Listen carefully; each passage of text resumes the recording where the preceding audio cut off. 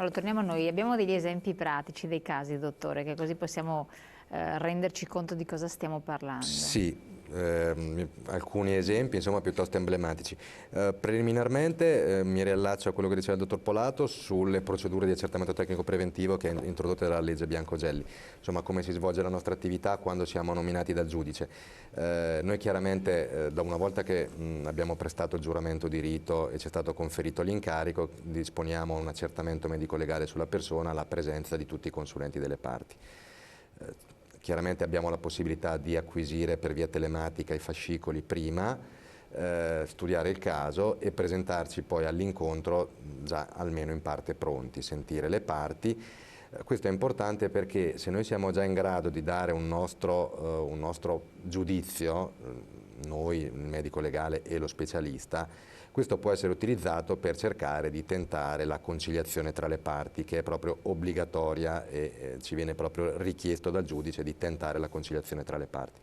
Per cui se noi abbiamo una idea di quello che può essere l'interpretazione della vicenda, cerchiamo di conciliare le parti e se troviamo adesione da parte dei consulenti delle parti, redigiamo un verbale che poi sottoporremo agli avvocati e questo può anche esitare in una conciliazione, per cui può anche volerci meno dell'anno che si diceva prima, perché le parti potrebbero anche conciliare a distanza di 2 mesi dall'inizio dell'ATP o 3 mesi dall'inizio dell'ATP in base a quando è stato fatto l'accertamento medico-legale e questo può concluderci con un accordo transattivo tra le parti sulla base di quello che propone il medico legale incaricato dal giudice in consenso con i consulenti delle parti.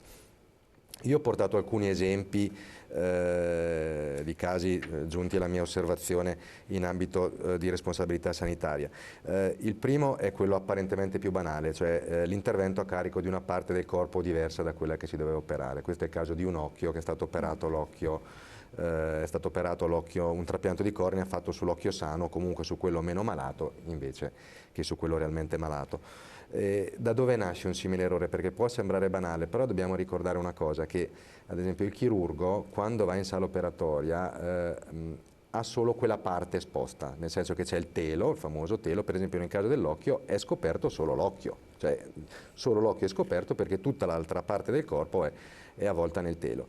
Per cui il chirurgo può effettivamente non rendersi conto di qual è la parte. Per carità, lui ha l'obbligo di verificare la congruità tra quella parte e quella indicata nella cartella clinica, però effettivamente. Per questo che a monte dovrebbero esserci delle altre procedure, a volte anche deputate al personale infermieristico, cioè per esempio c'è una checklist, una lista di controllo di tutte le cose che vanno fatte prima dell'intervento e tra queste c'è la marcatura anche con un evidenziatore del sito chirurgico, per cui è chiaro che questo è un caso di responsabilità apparentemente banale ma che in realtà nasce da una serie di errori fatti all'interno dell'equipe chirurgica, per cui insomma ci sono delle procedure finalizzate ad evitarlo, è chiaro che se succede vuol dire che queste procedure non sono state rispettate, per cui questo è un caso effettivamente incontestabile di responsabilità sanitaria. Il secondo caso è emblematico perché rappresenta una di quelle situazioni in cui l'evento di per sé stesso denota una responsabilità medica ed è la ferita da taglio al cuoio capelluto di un neonato estratto durante il taglio cesareo. Durante il taglio cesareo nella sezione della parete uterina il neonato è proprio sotto la parete uterina, per cui può capitare che tagliando, incidendo la parete dell'utero vengano prodotte delle ferite a carico del neonato.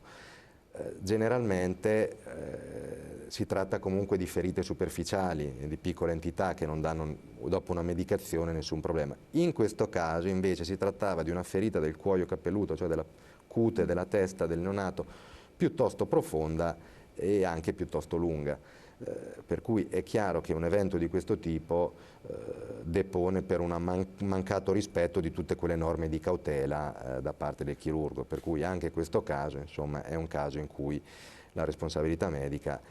Qui non si parla di colpa.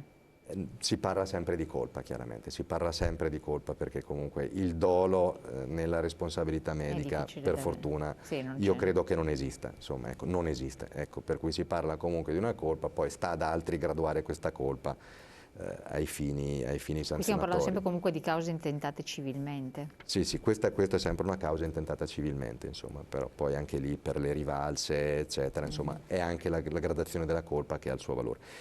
Il terzo caso è uno dei casi forse più frequenti, cioè sono le lesioni neurologiche, cioè a carico dei nervi prodotte durante un intervento.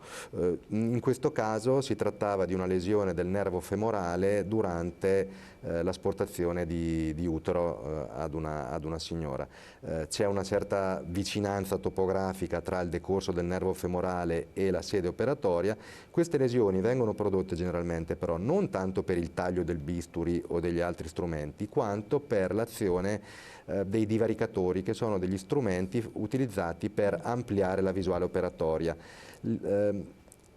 Le estremità del divaricatore possono andare a comprimere dei nervi e a determinare delle lesioni. A questo proposito la letteratura, si parlava l'altra volta di buone regole di pratica clinica, di raccomandazioni, di linee guida, raccomandano di utilizzare o delle garze per imbottire questi divaricatori o di periodicamente durante l'intervento chirurgico allentare la pressione di questi divaricatori per permettere al nervo di respirare, diciamo.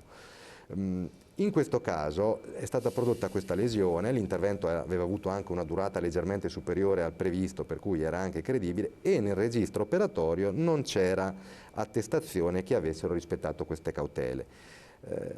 Ormai è diventato un obbligo anche scrivere in più di quello che si scriveva una volta si faceva l'intervento, l'importante era farlo, poi si compilavano 2 righe di registro operatorio, adesso invece è necessario anche riportare queste cautele, cioè di aver periodicamente allentato, motivare perché l'intervento è durato di più e quant'altro. Per cui in questo caso è emblematico perché?